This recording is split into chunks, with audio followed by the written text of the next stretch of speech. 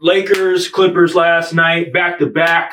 I was not expecting LeBron or maybe Luka to play. They played. Thank God they won the game. I didn't think they were going to win, and I thought, man, it's going to be one of them just scheduling issues where, you know, the guys are tired. They nearly lost to the Timberwolves at one point. It was a nail biter for them to come back against their a lot of close games. Yeah. To come back against their division rival and win like that in the Battle of LA, a team that has had your number for many years now, it just says a lot about the coaching, the character of the players, and the mentality. So at the beginning, I was a bit concerned because I was looking at the way that the Lakers were moving. It felt like a back-to-back. The guys didn't seem as aggressive on defense. They didn't seem as engaged. But then a timeout happened, and all of a sudden the offense and the defense they put their foot on the gas, and it just went to another level. And I was like, okay. And then we got to the game, took the lead, and we just kept rolling. LeBron was another phenomenal game. Luka Doncic, his shot still not there yet. It's been like a year, and his shot still been kind of broke. I don't know what it is, but his shot still not there yet. But, you know, he's still coming back to form. Let me tell you, one thing about the Luka, I noticed a lot from the current games. Luka opens up so much offensively for y'all. Like, there's been times he had dudes dead to right, and he would still find an open man. I'm just like, dang, how you supposed to guard that? His vision is saying like that. And you got LeBron on the floor too. This is unfair. I was watching. I'm like, this is unfair. How you supposed to stop this offense?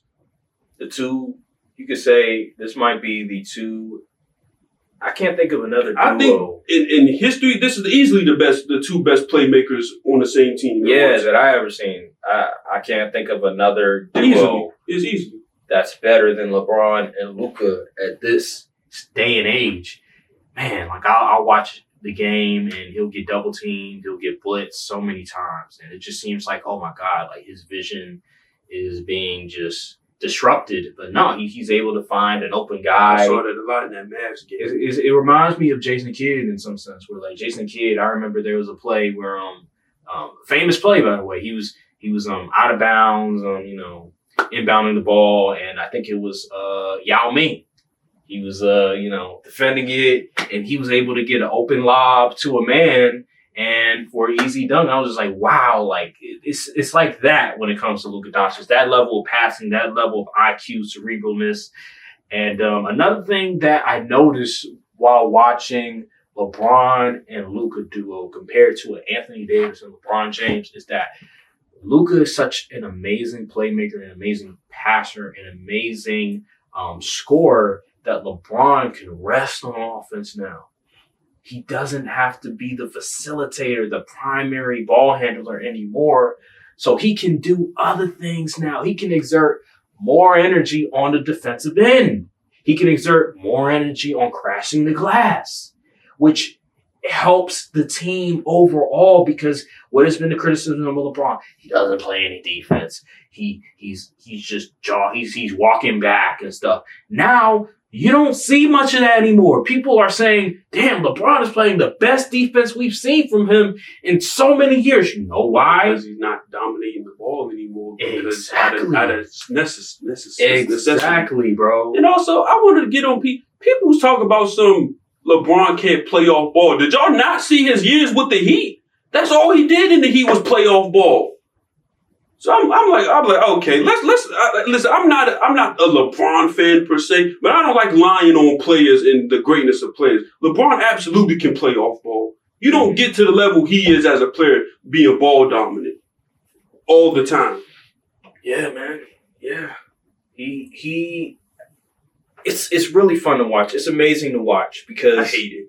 I know you hate it because you're a LeBron hater, but it's astonishing to see the impact Luka is having to this team, because there were so many doubters. There were so many people that felt like it wasn't going to work. They need another year. This is just, for the future and stuff.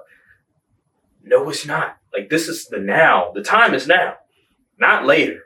And this team right here, Anthony Davis was an amazing player. He's a top 10 player in the NBA. But what Luka is doing for this team is he adds another facilitator, another playmaker, another scorer, a guy that can close for your team that we just never had. And that was a major problem for the Lakers in the past seasons, and why we lost to the Nuggets, why we lost to the Suns, why we lost to all these teams in the playoffs is because LeBron was on an island by himself. He had to be the guy that takes the last shot. He had to be the guy that facilitated. He had to be the guy to create shots for multiple different people. Now you have Luka, you have Austin Reeves that can take on those responsibilities, and he can just chill for minutes on end while he's on the court, not while he's on the bench. While he's on the court, and he can just put a lot of the energy on defense, which helps so much. And another thing, we have to acknowledge the fact that Dorian Finney-Smith getting traded to the Lakers for D'Angelo Russell and second-round picks was an all-time steal as well. Because what that did was, not only does Luka help LeBron tremendously when it comes to resting, Dorian Finney-Smith's defense has just been otherworldly because now you have him and Vanderbilt that can just disrupt offenses. And it really disrupted James Harden's flow that game. Kawhi Leonard wasn't able to get his game off as well.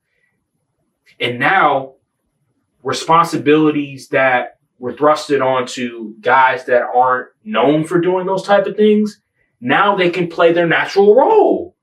So Roy Hachimura can play his natural role.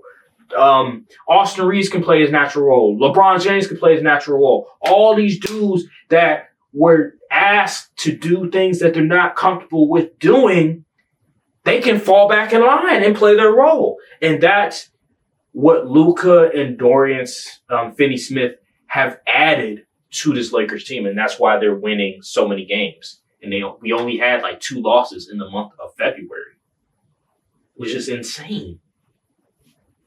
Those 2 trades have changed the overall outlook of the Lakers. Because before, we were still having troubles defending the perimeter. LeBron energy was wavering during games. But now, with those 2 additions, you have to take the Lakers seriously. I love Max Christie. Max Christie was amazing, but he was a role player. He had a ceiling. There was a small ceiling, short ceiling.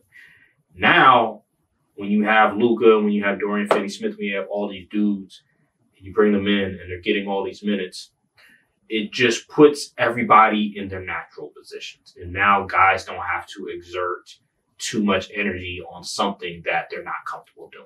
And that's why the Lakers are in the position they are. I need Boston to win Sunday because if they lose Sunday, I think the Lakers can potentially slide to the 3rd slot because the Nuggets will have more losses than the Lakers. And the Lakers are the number 4 seed right now. They're tied in the loss column with the Grizzlies and the Nuggets. So we need the Celtics. I hate the Celtics, but I need you to handle your business Sunday. Because if you handle your business Sunday, my Lakers will be in the 3rd slot. And if Memphis loses another game, they'll be in the 2nd slot. So, hey, man. Sunny days and blue skies, baby. Sunny days and blue skies in L.A. and around the world when you're a Lakers fan. Adam Silver will pay for this. No, he won't. He will pay for this. No, he won't. As long as he gets the viewership up, which he's doing, the basketball gods will punish this crime. It's a crime. Yes. I think it's a beautiful thing. I think it was destiny. This had to happen eventually. It had to happen because it's ironic. It's funny because I remember the biggest LeBron hater, not you, Skip Bayless. He was also a big Luka Doncic hater early on. Like people didn't. If you watched Undisputed, I remember there was a moment in time where Skip started to hate on Luka. He called him out of his name. I remember Lil Wayne called him a bitch. It was so much stuff about Luka that he just didn't like. And I just find it funny that Skip, such a Luka hater, finds his way to the Lakers. That is something, ain't it? Luka is a big LeBron fan. It's just ironic, man. It's just funny to me, bro. Just let me be me.